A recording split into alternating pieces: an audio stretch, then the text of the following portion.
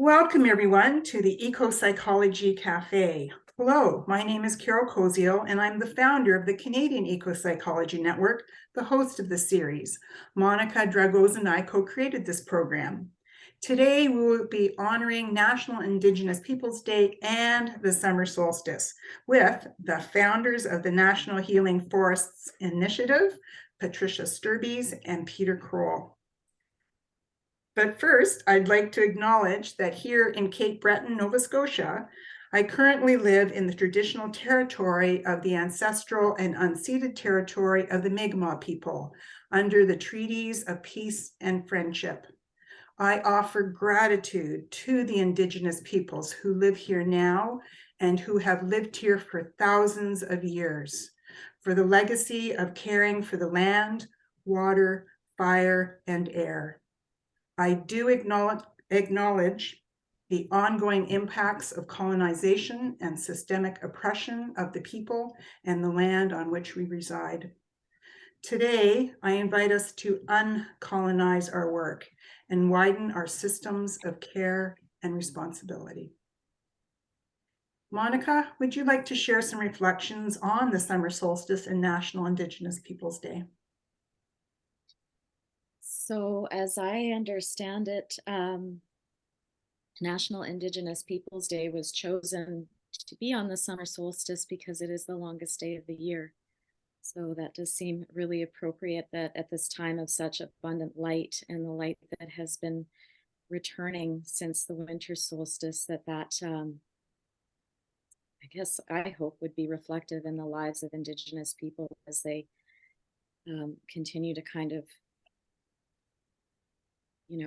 deal with the effects of colonization and work to reclaim their culture and their sovereignty on these lands.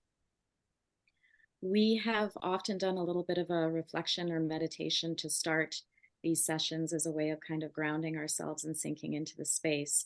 So I'm just going to lead us through a really short one right now that has to do with the summer solstice. So in our word for solstice comes from, I believe, a Latin word, sistere, which means to pause or be still, because I understand that the solstice is about, at this point in our move around the sun, it seems like we are at a bit of a standstill in that orbit. And so I'm just inviting us today to start this session with a pause. And if it feels comfortable to you to close your eyes, go ahead, but everything is optional. And just notice the space you're sitting in.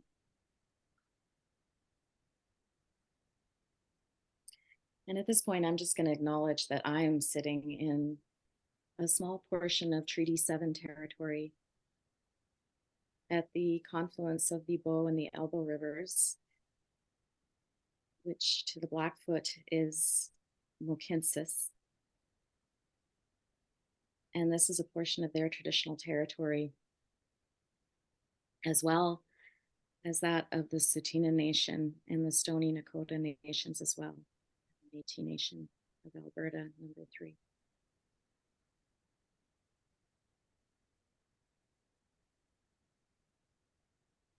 So just inviting you to feel this pause during the longest day of the year in the Northern Hemisphere.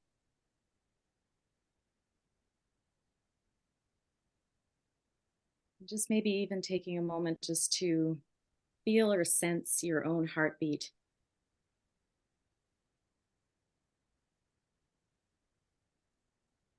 And again, this is optional, but you can even put your hand on your heart. Just offering that gesture to yourself.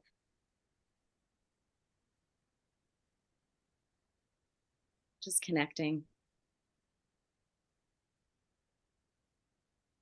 While feeling into your own pulse, just being aware of your connection to the larger pulse of life.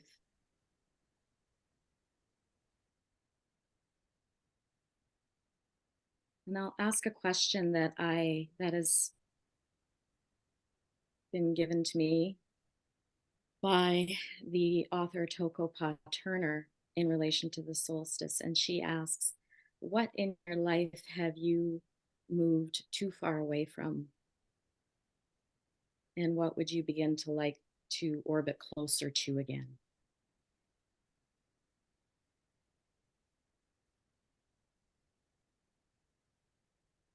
And maybe you want to take a moment to feel into this, or let this answer come to you from somewhere inside, on a personal level and maybe a collective level as well.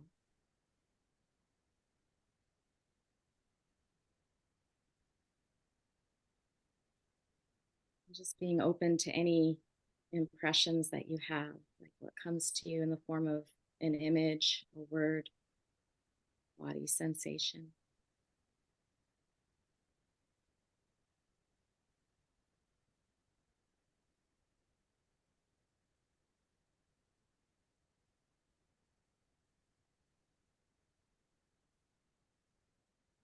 And as we prepare to move out of this space and come together again, just noticing which of those might anchor your awareness that you could come back to. It seems important in your world, in your life, to keep close.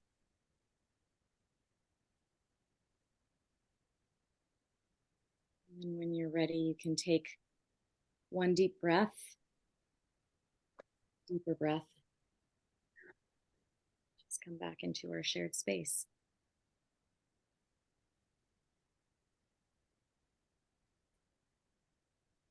Thank you, Monica. I'm going to unpin you right now.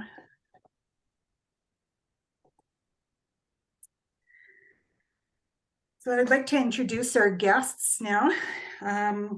Patricia Stirbys is a member of the Cowessess First Nation, Saskatchewan, and works in the financial sector.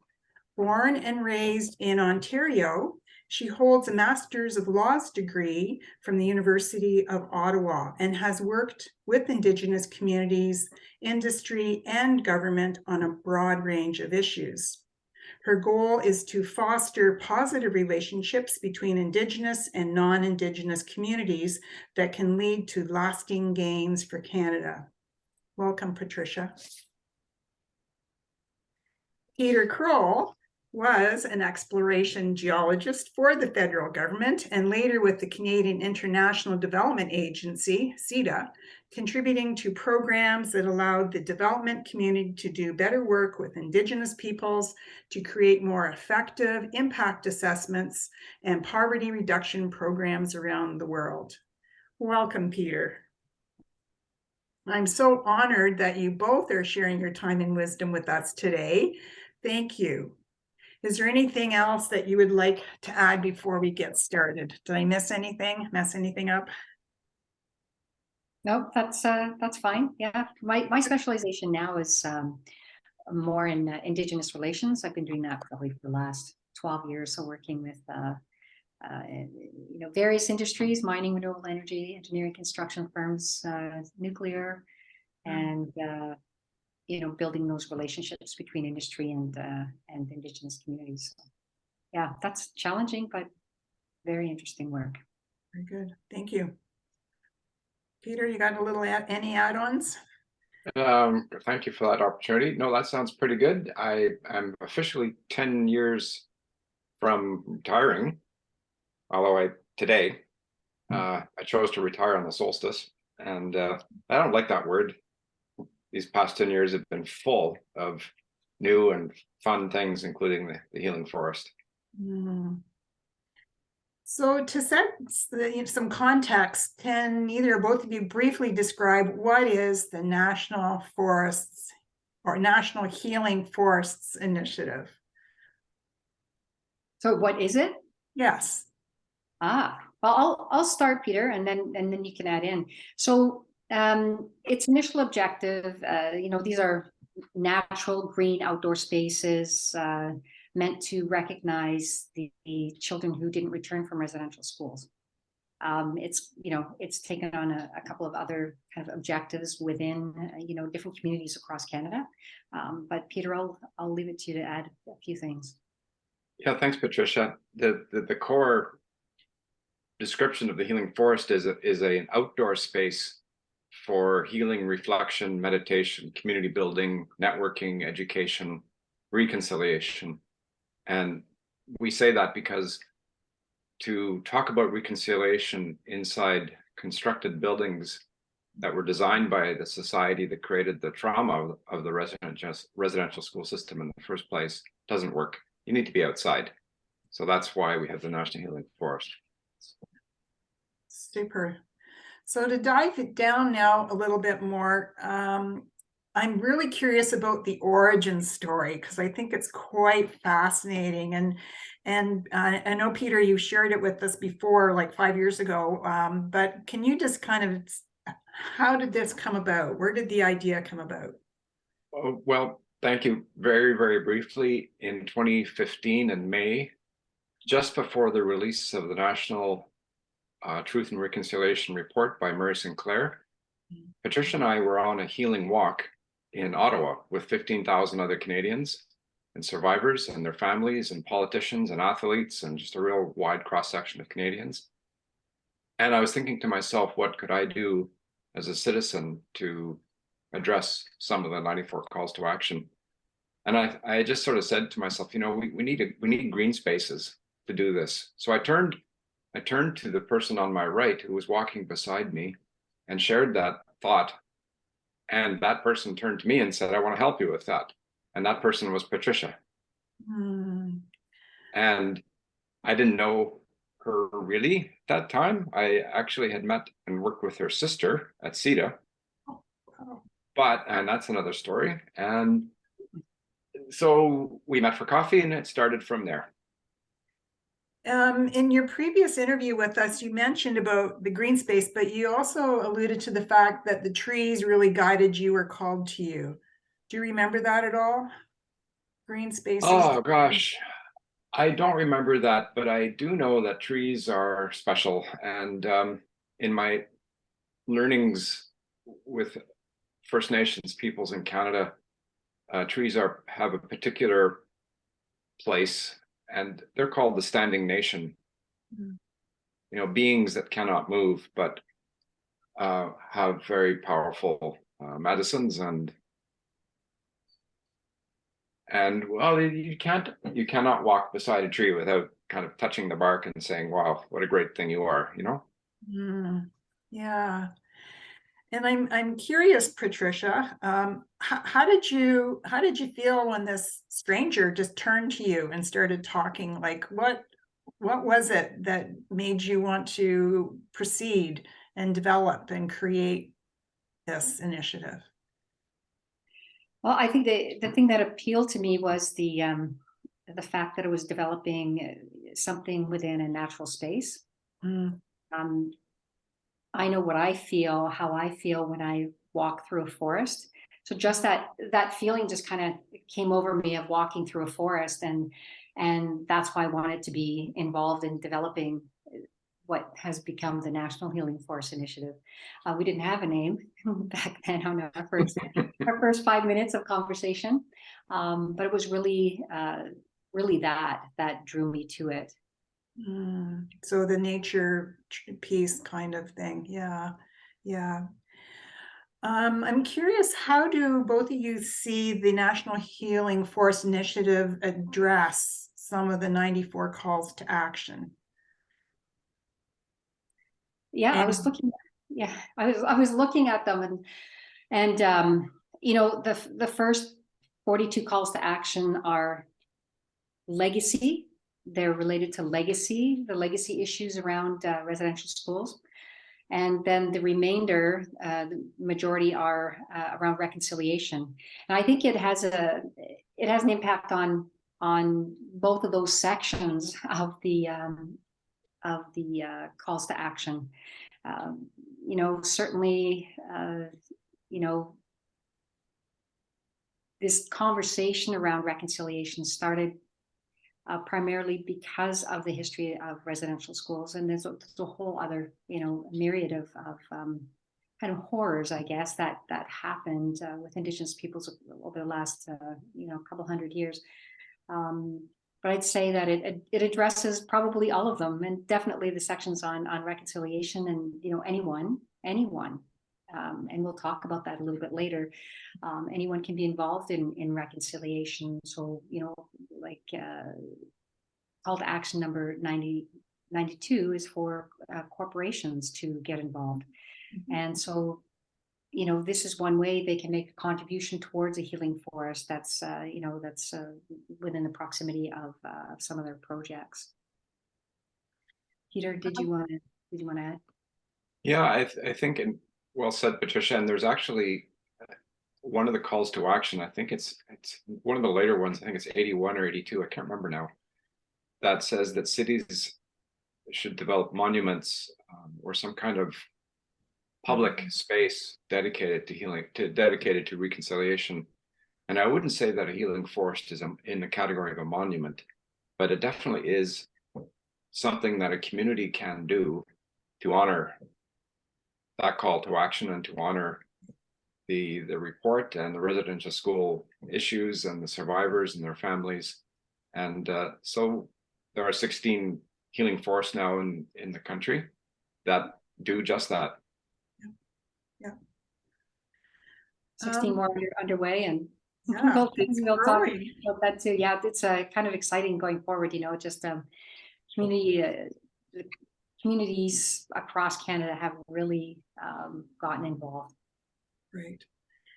And there's that word community. You stress the critical importance of community and the necessity of Indigenous partnerships. Can you speak a little bit more about that? Yeah, Peter and I often talk about just, the beginnings of the National Healing Forest Initiative is him and I. So he calls himself a settler. The non-Indigenous guy and the Indigenous woman, that's the beginning of that reconciliation effort. And, it's kind of symbolic, I suppose, and real. But the importance of communities coming together, both Indigenous and non-Indigenous, that's the way you reconcile. You don't reconcile with yourself. And it's the importance from my perspective is, building that relationship, building that understanding about each other and starting to build that trust. And that's the way we, continue to kind of spread a community, a positive community across Canada. And, so that's kind of how I see the importance of community and community building and sharing. And from my perspective, being a non-First Nation person, and you guys might resonate with this from knowing the history of post-contact in this country, that white people have always had big ideas on how to help First Nations, and that didn't go too well over the last 500 years. So the theory behind, not the theory, but the practice of the healing forest is, if a community wants to do something related to a healing forest or an outdoor space to address reconciliation, then you just don't go ahead and build it. You've got to reach out to the First Nation community and ask for their participation as equal partners in developing the vision and developing that space. And that's part of the reconciliation process. Yeah, and just on that, it's an Indigenous community or a non-Indigenous community can initiate a healing forest and seek out their neighbors to help build their vision. Right. Any tricks as a settler here to actually reach out to an Indigenous community? Knock on the door, make a phone call, what? Well, just to jump in on that one, 100 cups of tea. I'm just saying that because you get to know people first before launching into a big project. Go to powwows, go to friendship centers, go to whoever you believe could be a friend and someone who's part of the relationship in your church, in your school, in your club, wherever you are. There are First Nations peoples as well, and perhaps they're part of your friend network or business network, and just start a conversation and start exploring reconciliation even before addressing an idea of how to help. Yeah, I think that's true, Peter. Look around your own network first, and it is truly as easy as picking up the phone. Talking to maybe the consultation staff or someone like that within the community, and don't come in with like, say, I've got this great idea and I think that we should do it and it should be located here, and we're going to have like twice weekly meetings or whatever. Don't come in with a fixed plan, as Peter had mentioned, but go in with there's this initiative that I'd like to explore with you, and it'd be great if we work on something together, as a reconciliation initiative. That's and it's really, that's all the work that I do. That's the kind of thing that I often do is related to that. How do you begin the conversation with the Indigenous community about a project of some kind? Yeah. Great advice. Yeah, great sharing from experience base. 100 cups of tea. And I'm guessing that perhaps maybe just with the 100 cups of tea and the time, that perhaps another form of allyship might emerge that might not be the National Healing Forest Initiative. Right. And that's okay too. Those 100 cups of tea, we're saying that as an example, but it might be 100 cups of tea. Who knows? But that's where reconciliation starts, that first point of contact. Yeah. And in fact, the communities that have developed the healing forests and the ones that are working on them now, the reconciliation is actually happening before the healing forest is built. It's those conversations and relationship building that is part of the healing and part of getting to know each other and reaching across the cultural divide to say, I see you, you see me, we have something to share. Yeah, very much about building trust. Once you start to build that trust, then you really start to solidify the relationship. And then there's a beautiful sharing of ideas to create a healing forest with intention. Yeah.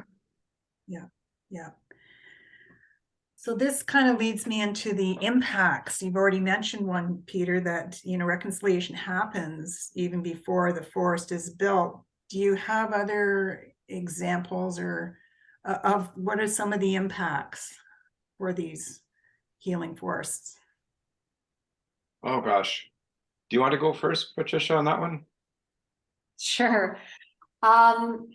It's wow, we've seen so much community building through this.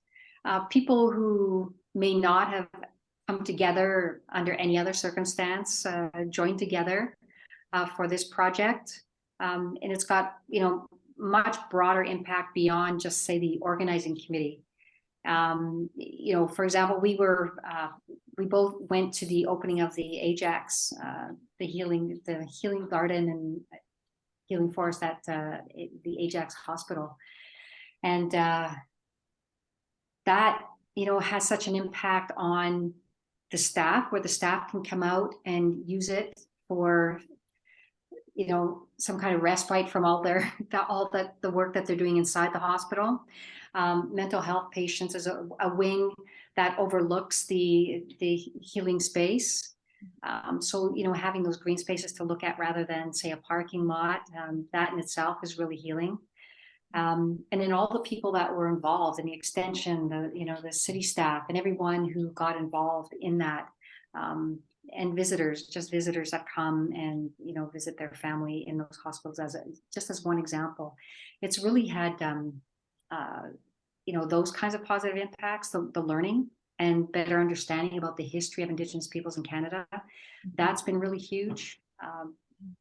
Both Peter and I have visited Perth and had similar positive experiences where you're just learning, you're seeing, even as an Indigenous person, it's, I always learn something, but it's very much about, that opportunity to build friendships within those healing forest environments. And Carol, you were in Cape Breton. Yeah. And if you get a chance, go to North Sydney area.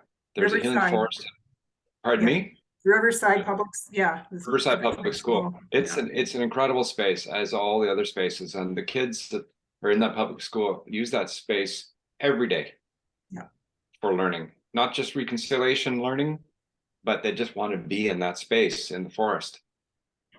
Yeah, so I'm hearing themes of like community building, but education, nature connection, reflection, and Yeah. yeah, and I think in your deck, PowerPoint deck, I noticed you referenced 2 ways of knowing, which I think kind of describes, and in the Cape Breton situation, you know, they had they identified plants and trees and stuff, but they also used the Mi'kmaq names as well too, to illustrate and to educate and stuff.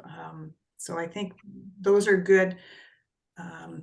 You know, from a Western model, how can you measure that? And it's not maybe specifically tangible, but I do believe that there are great impacts and byproducts of the National Healing Forests Initiative. Yeah, So well, Peter knows how much I love the kids being involved in any of these projects. We've had an opportunity to talk to 2 different schools directly, like on screen with all the kids bouncing around. And I just loved it. And I really appreciate that, you know, they're being exposed to some of the history of Indigenous peoples in Canada at such an early age, because this is great, because they'll take that information with them throughout their life. yeah. I am not a psychologist by any stretch of the imagination, but I have heard that trauma and crime and self-harm and all of these things come from unmet needs. And these healing forest spaces offer a chance for First Nations to share their stories in a respectful, safe environment. That those stories need to be told, and the people need to hear those stories if they haven't heard them before. Yeah, and I think it's really important to also to remember that the residential school experience was felt by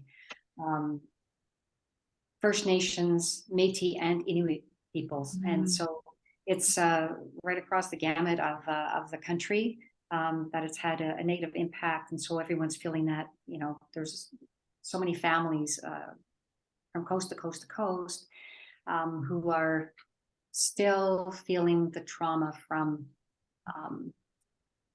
not only residential school, but other federal policies. Right, right. I understand you have endorsements from David Suzuki and from Canadian Geographic as well. The Royal Canadian Geographic Society, yeah, it's really fabulous. What they've done is to they've been super supportive, and they created an educational, what do you call it, Peter? The Teaching module. A teaching module, yeah, for school. So, you know, if there's any teacher on here, or you know of any teachers, let them know that the Royal Canadian Geographic Society has a teaching module using healing forest as kind of a theme to teach kids, and then the David Suzuki Foundation has been really supportive for the last couple of years, and we engage with them on a regular basis, and they've helped with funding of healing forest and providing that some of those seed funds to get them started. Super. And with the David Suzuki Foundation, we reached out to them when we heard about their rewilding or wilding program, and we just shared some information about the healing forest with the David Suzuki Foundation, and they wrote back and said, we must talk. This is a complement to the wilding program that we have, and that relationship has just been so much fun and just great. And there's going to be another call for proposals for healing forests this summer. Wow. It's coming up. Is it this week? Next week? This week? Maybe this week. On the David Suzuki Foundation site. Yeah. So like 8 years ago, almost to the month-ish, we kind of went on this walk and kind of had a chit chat and a coffee. Did you ever envision this? Oh, No, yeah, in the first couple of Peter, the first couple of years, it was really talking, trying to get people to understand what it was, and once it caught on, and then when the David Suzuki Foundation got involved and really kind of showed us how to how to market it through that funding, it kind of exploded. There were, I think we had 10 for the longest time. Hey, Peter, just go up to yeah. 8.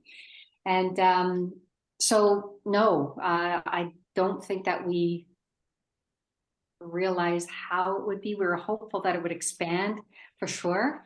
But when we read, when I read, and I think Peter, you felt the same way, when we read last year's kind of paragraph synopsis of the upcoming healing forests that were being initiated, it was wow, like it makes you sit back and kind of be a little bit awestruck about how the project has had kind of extended and become something across Canada, and how communities are really grabbing onto this and creating healing forests across Canada.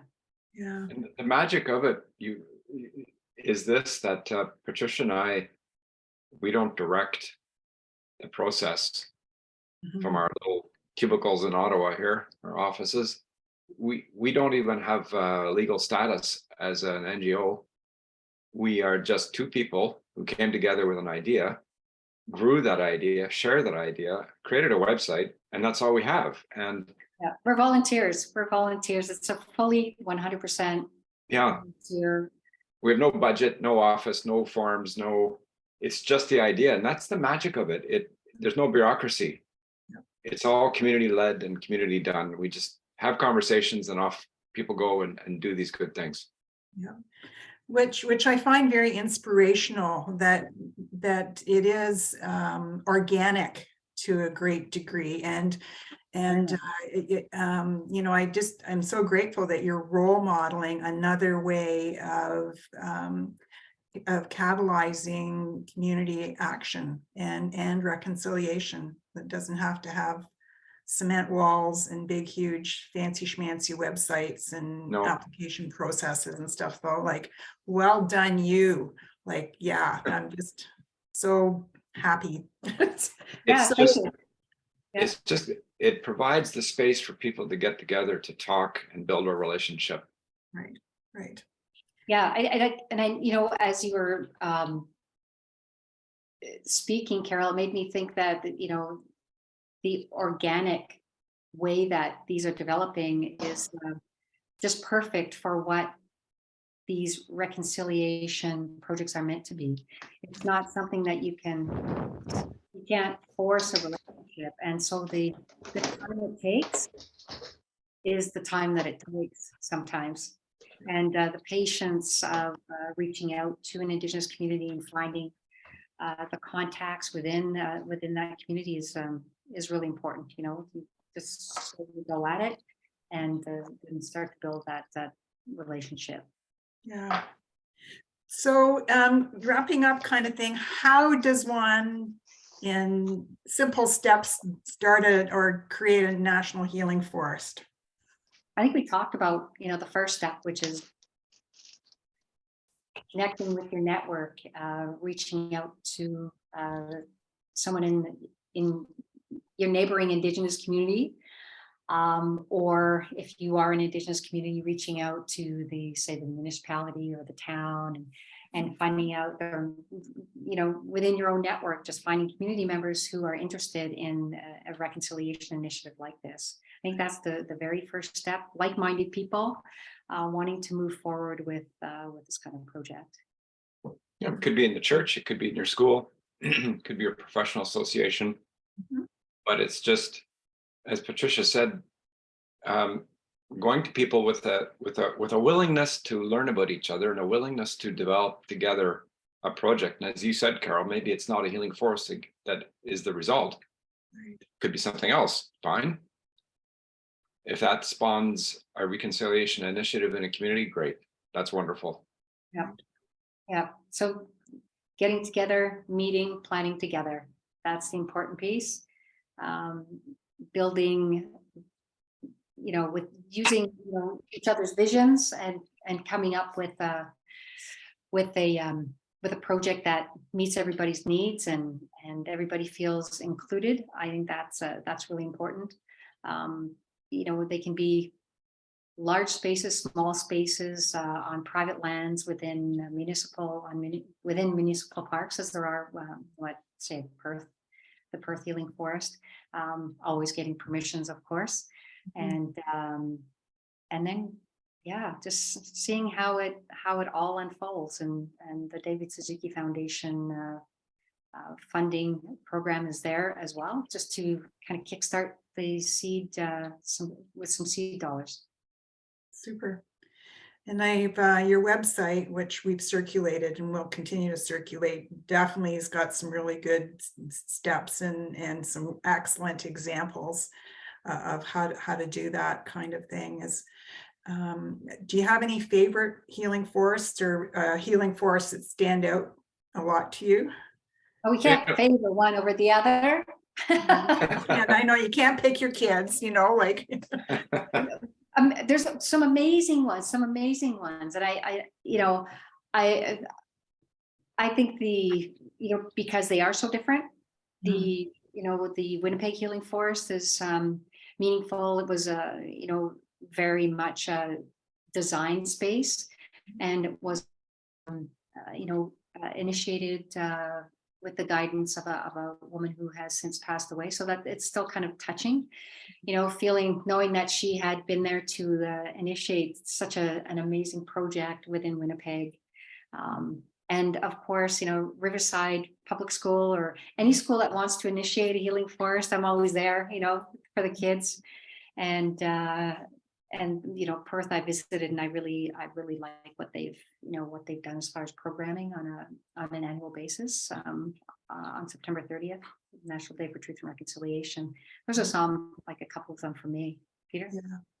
Yeah, I those are highlights for me, and I can't really say there's one that trumps the other one in its effectiveness. Some are quite big, some are small, but all of them are powerful. All of them have created community. All of them have First Nations involvement. And there's even now an elder in residence at one of the churches in Toronto. Like, wow. I mean, it's a very colonial kind of word, right? Elder in residence. Yeah. That's a very Western sort of, but there is an elder now at St. Matt's Church in Toronto who leads discussions, leads teachings, ceremony in the healing forest space, and it's magnificent. So each one is different and unique. There's no model of how to do this or what it should look like. There's an Anglican church just up the street from me, and they've got they found they're using a smaller plot of land that they had available, and when the unmarked graves were discovered in Kamloops, the children created little small rocks with messages of love and remembrance, and they put them on the larger rocks within their healing forest. So they were very much aware of what had happened, and so that is another really touching moment within one of the healing forests that's that I remember. Any words of wisdom or summary things before we end our recording here and go into a little bit of conversation? Oh gosh, words of wisdom. Lead with your heart. Yeah, and keep respect and reconciliation at the center of it. Yeah. And I'd say also, in addition to that, leading with your heart, but having that intention behind your project, that it is meant for healing, reconciliation, building relationships. And those, to me, it allows the time, the flow of things to connect in a kinder way, I think. That's how I would put it. Super. Thank you very much, Patricia and Peter, for sharing your wisdom with us. I'm going to end our recording now and see if we have any questions.